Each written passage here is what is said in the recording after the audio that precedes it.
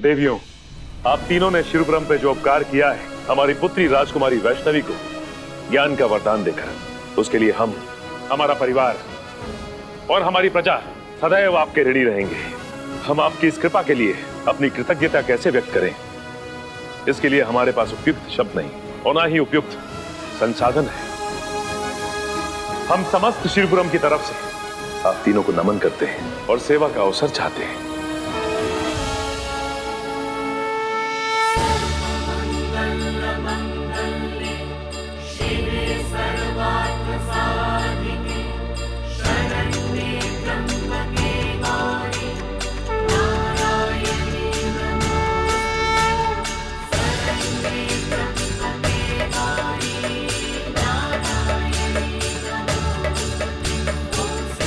इसकी कोई आवश्यकता नहीं महाराज। यदि ज्ञान प्राप्त करना सौभाग्य की बात है तो ज्ञान देना भी।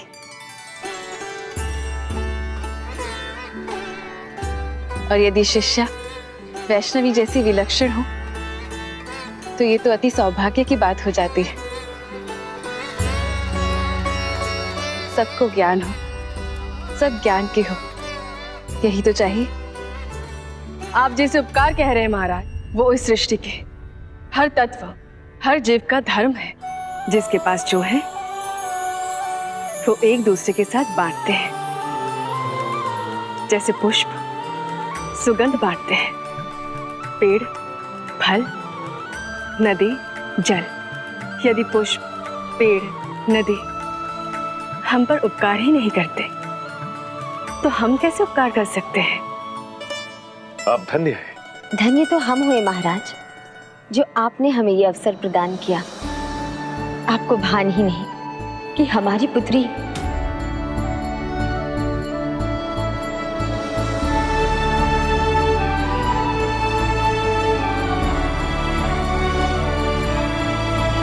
आपकी पुत्री वैष्णवी को शिक्षा प्रदान करके हमें कितना आनंद प्राप्त हुआ है।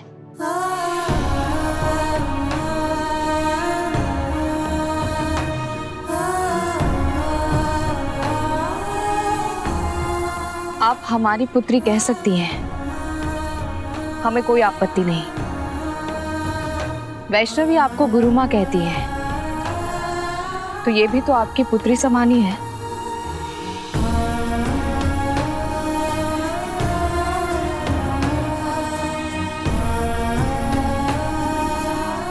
महाराज, यदि आपकी आज्ञा हो तो क्या हम वैष्णवी से अंतिम बार एकांत में भेंट कर सकते हैं? अवश्य।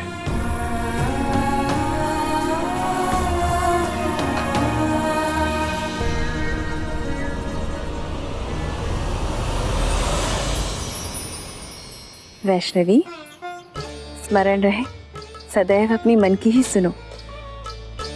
अपने अंतर मन की वाणी से संबंध बनाए रखना। तुम्हारा मन असंभव को संभव करने में समर्थ है।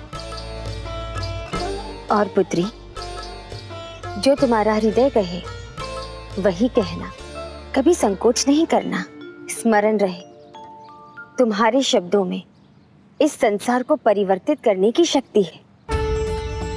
और अपना कर्म करते रहना। तुम्हारा ध्येय विशिष्ट है पुत्री। हम तीनों को तुम पर आस्था है कि तुम इसे सकुशल पूर्ण करोगी।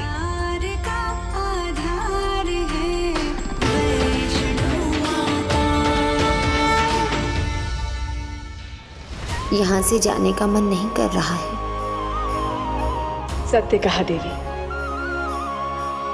ऐसा लग रहा है जैसे वैष्णवी ने फिर से बचपन की तरह हमारा आंचल पकड़ रखा हो। हाँ, कुछ तो शेष है।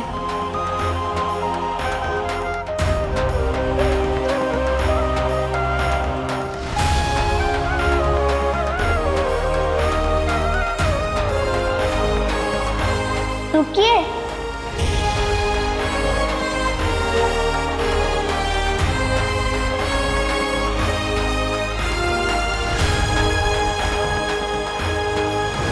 आप ऐसे कैसे जा सकती हैं? क्यों पुत्री, क्या हुआ? आपके दर्शन के बिना भला शिक्षा कैसे पूर्ण होगी?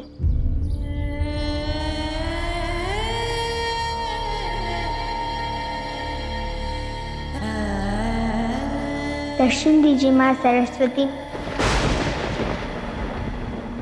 महालक्ष्मी और माँ काली।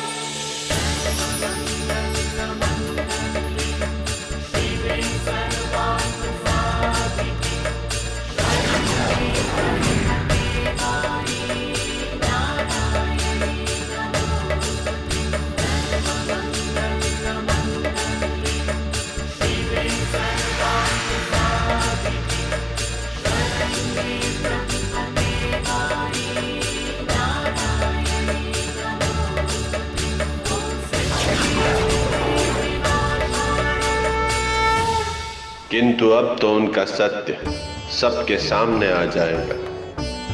नहीं ब्रह्मदेव, त्रिदेवियों की माया अपरंपार है। उनके दर्शन केवल उन्हीं को होते हैं जिन्हें त्रिदेवियां दर्शन देती हैं, अन्य को नहीं। और उनके दिव्य स्वरूप के दर्शन वैष्णवी के सिवा और किसी को कहां दिखेंगे?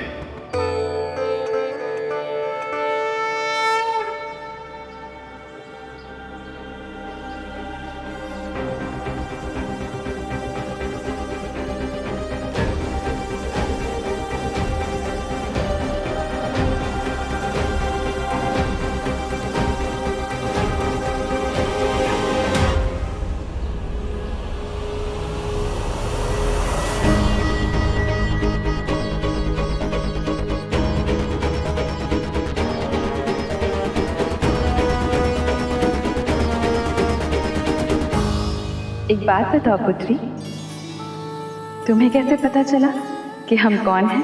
आप तीनों ने ही तो सिखाया था कि अपने अंतर मन की वाणी सुनो। और तब हमें आभास हुआ कि जब पहली बार हमने आप तीनों को देखा था तो तभी हमें लगा था आप तीनों कोई साधारण नहीं, दिव्य नारी हैं। किंतु तब हमने अपने अंतर मन की बात नहीं सुनी। बाद में जब आपने हमें सिखाया तब हमें समझ आया।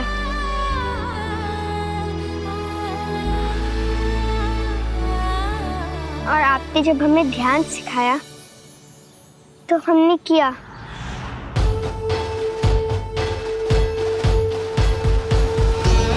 स्पष्ट हो गया कि गुरु माँ विद्या वीणा बजाते समय देवी सरस्वती क्यों लग रही थी, क्योंकि वे साक्षात देवी सरस्वती थी और आप साक्षात माता लक्ष्मी। और जब आपने अपनी कक्षा में हमें महाकाली के दर्शन कराए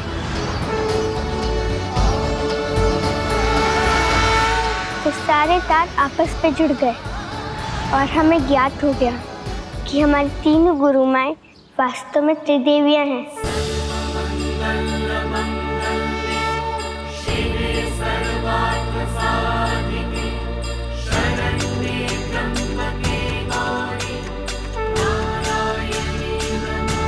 हमें संसार के सबसे सौभाग्यशाली कन्या है देवी, जो आप तीनों ने हमें अपना शिष्य चुना और हमारी गुरु माँ बनने की कृपा की।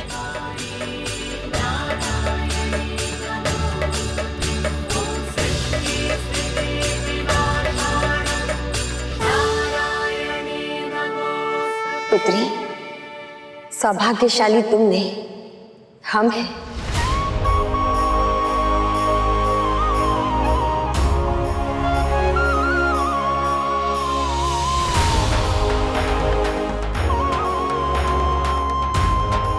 आज्ञा है नारायण।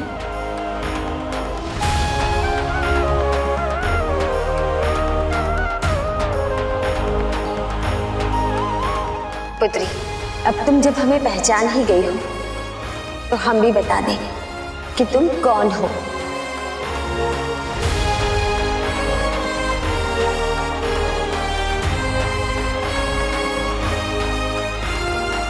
पुत्री, हम तुम्हें सागर मंथन की कथा सुनाना चाहते हैं। जब सागर मंथन से हलाहल निकला और उसकी एक बूंद चली तो सृष्टि के संतुलन के लिए अनिवार्य हो गया सृजन। हे महादेव, मैं देवी लक्ष्मी की बातों का समर्थन करती हूँ। आप त्रिशूल को बुलाकर मानवों को एक अवसर दीजिए। पृथ्वी को बचाया तो कली भी बच गया। अब वो त्रेता युग में उत्पात मचाएगा और हम त्रिदेव भी उसे रोकने में सक्षम नहीं होंगे। इसके लिए हमें एक नई शक्ति का निर्माण करना होगा। इसीलिए हम तीनों देवियों अपनी शक्तियों के मेल से सृजन किया एक देवी का। किंतु माता, आप मुझे ये कथा क्यों सुना रही हैं? क्योंकि वो देवी तुम हो वैष्णवी।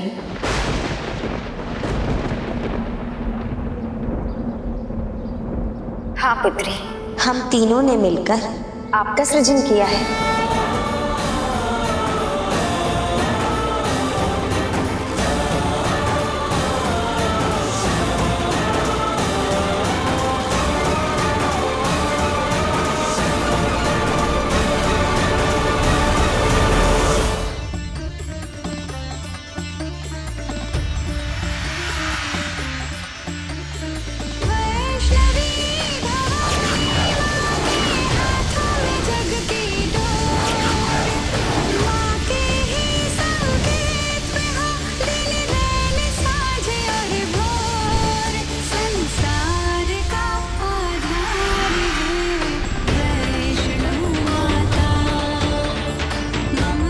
कालांतर में एक दिन उसी स्थान पर बनेगा एक भव्य मंदिर जगत जननी माँ वैष्णो देवी का। जो भी उनके पास आएगा कभी खाली हाथ नहीं जाएगा। ऐसी होगी जगत जननी माँ वैष्णो देवी। संसार का संचार है वैष्णो माता, संसार का निर्माण है वैष्णो माता, संसार का संचार है वैष्णो माता। ऐसा लगता है कि हमने आपको पहले भी यही देखा है। हम सभी एक दूसरे से जुड़े हैं, एक दूसरे की शक्ति से। देवी आदि पराशक्ति की शक्ति से, और वही शक्ति आप में भी वास करती है।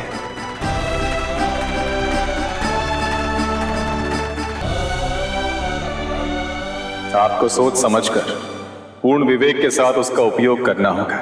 जग जननी मां वैष्णो देवी।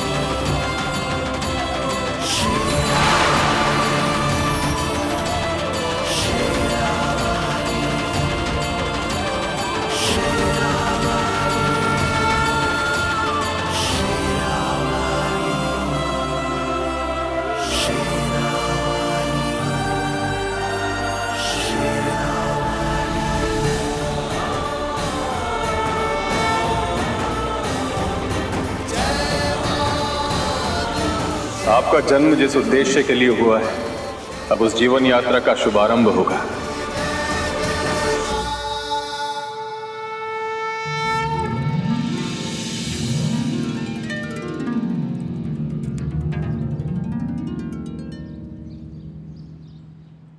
अब हमें आज्ञा दो पुत्री। तो अभी तो हमारे मन में कई प्रश्न उठ रहे हैं, उनका उत्तर? सबके उत्तर मिलेंगे। अब तो हम मिलते रहेंगे, किंतु एक बात स्मरण रहे, आपका सत्य मात्र आपके लिए है। अभी कोई और ये सत्य जानने के योग्य नहीं।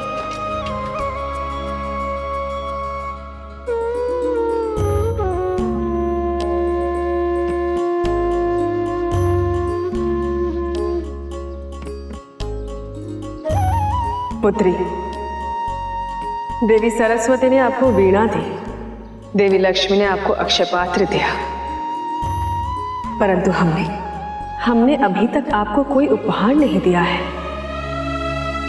हम आपको क्या दे पुत्री? माता, आपने जो हमें दिया है इसमें सारे उपहार ही तो है।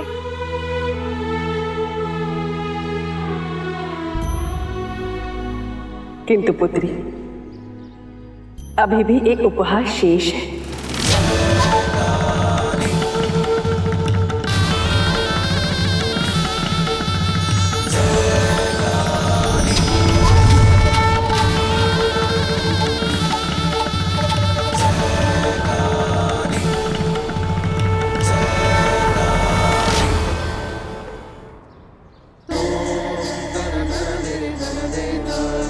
इसमें क्या है?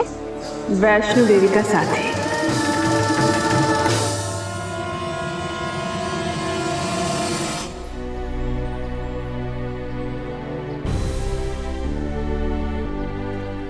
अपने कक्ष में जाकर ही खोलना।